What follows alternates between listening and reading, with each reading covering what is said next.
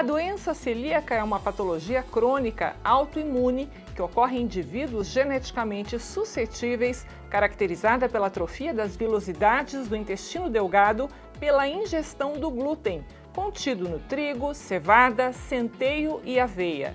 É diagnosticada pela sorologia, endoscopia e histologia. Pode ocorrer em crianças e adultos em qualquer fase da vida. Quem fala sobre o assunto no Medicina e Saúde de hoje é o gastroenterologista endoscopista com doutorado na área, Dr. Mauro Bonato. Um estudioso do assunto, é assim que a gente pode chamar o Dr. Mauro, que está conosco hoje. Dr. Mauro, obrigada por estar aqui presencialmente, numa época em que os médicos estão se cuidando muito, né? O que a gente pode pensar em termos de pandemia? A gente sabe que tem algumas restrições em todas as áreas, né? Mas como que os celíacos estão sendo afetados nesse momento? Boa tarde. Boa tarde.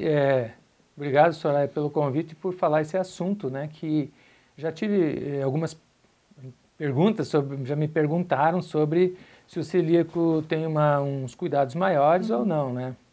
O que eu posso dizer pela experiência e pelo que eu também tenho de análise, de estudos que eu vi esses dias, para responder inclusive, é que a doença, como você bem descreveu, é uma doença autoimune que diminui a resistência da pessoa, mas quando ela para de comer o glúten, né, ela fica como uma pessoa normal no sentido de saúde. Então ela não está sendo agredida no seu organismo pela doença celíaca, né, pelo glúten no caso. Então ela pode se portar como uma pessoa normal, desde que esteja fazendo dieta isenta do glúten.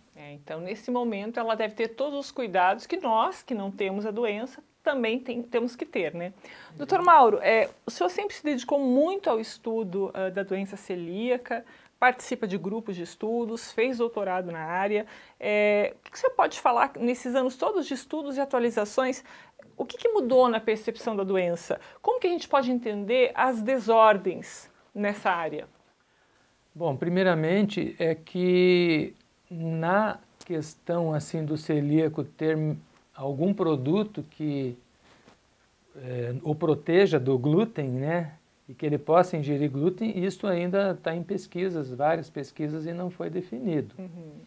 Mas como você falou, longo tempo, né, porque na verdade eu posso dizer assim, deixa eu fazer o cálculo, quase 20 anos que a gente estuda, né, tem contato com doença celíaca, e desenvolvemos até uma classificação da doença por endoscopia. O que eu quero dizer assim, o que mudou foi a conscientização de que o glúten é importante, a sua restrição, número 1. Número 2, que está se produzindo produtos sem glúten, que você não fica, né, desarmado, e inclusive em avião, você vai viajar, você recebe se você quer comer sem glúten. Alguns restaurantes também perguntam, e também hotéis. Né? Esse é um grande avanço. Agora, a gente precisa evoluir, né? As coisas estão melhorando bastante, né? E eu, assim, posso dizer que é um sofrimento não comer pão, né? Que a pessoa tanto queria, mas tem tanta coisa que dá para substituir hoje, o pão especificamente com trigo, que não fica difícil, né? Então, hoje é mais fácil, né?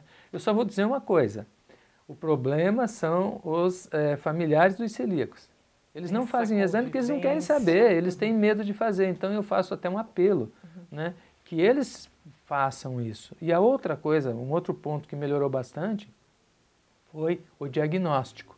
Porque a gente tinha em torno de 95% de pessoas não diagnosticadas. Nossa, então eles podiam ficar até 6 a 8 consultas, que foi um trabalho nosso lá atrás, né, 10 anos atrás, que consultavam e não tinham diagnóstico, porque passavam sem perceber e não prestava-se atenção. Certo. Porque a doença celíaca, ela atinge praticamente todas as especialidades. Dermatologia, reumatologia, muitas especialidades, ginecologia, né, obstetrícia, etc. Então as pessoas estão pensando na doença, endócrino, etc. E aí o que acontece? O diagnóstico está sendo mais observado, número 1.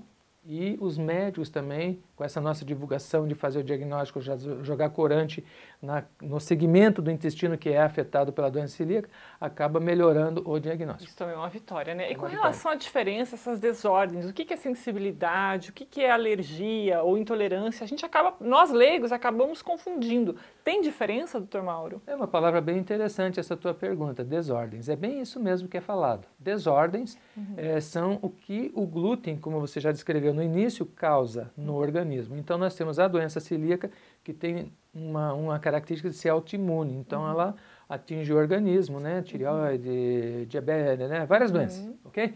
E temos a alergia ao trigo, que é mais pulmonar, problema asmático, ao fazer exercício tem problemas, não todos os asmáticos, mas alguns deles, algumas alergias pulmonares. E o terceiro, que é o bastante comum hoje, que é a sensibilidade ao glúten celíaco e não alérgico.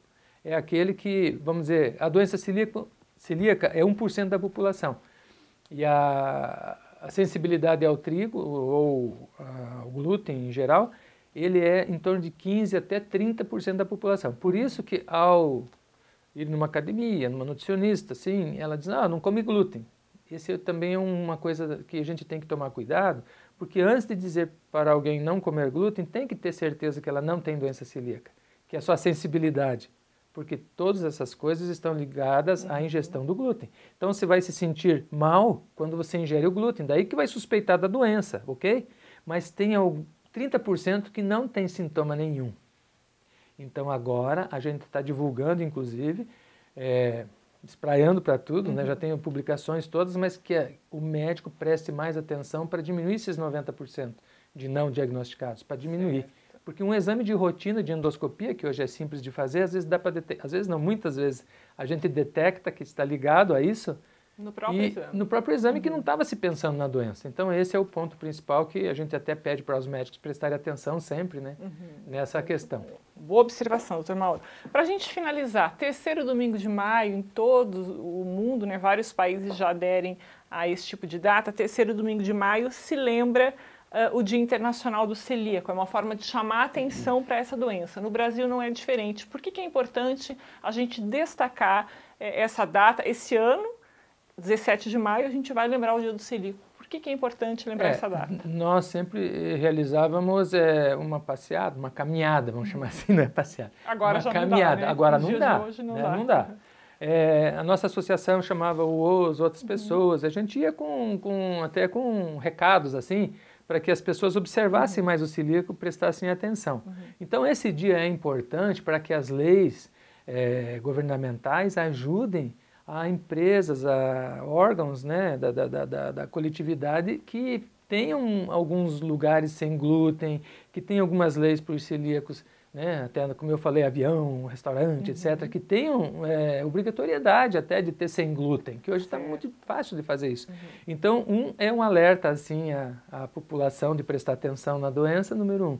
E segundo, que as autoridades também prestem atenção para ajudar nas leis em geral que beneficiem essas pessoas. Tá certo. Doutor Mauro, obrigada, viu, por estar aqui conosco, esclarecer um pouquinho para as pessoas. Que o senhor tenha aí um bom fim de semana e início de semana melhor ainda. Obrigado e vamos lá, né? Vamos passar essa fase ruim que, na verdade, não é ruim, é boa para nós refletirmos. Tá certo. Tem que ver esse lado também. Olha, a gente vai para um rápido intervalo comercial, mas no segundo bloco a gente vai falar sobre a segurança hospitalar quando o assunto é centro cirúrgico em época de Covid-19. Rapidinho, eu volto já já.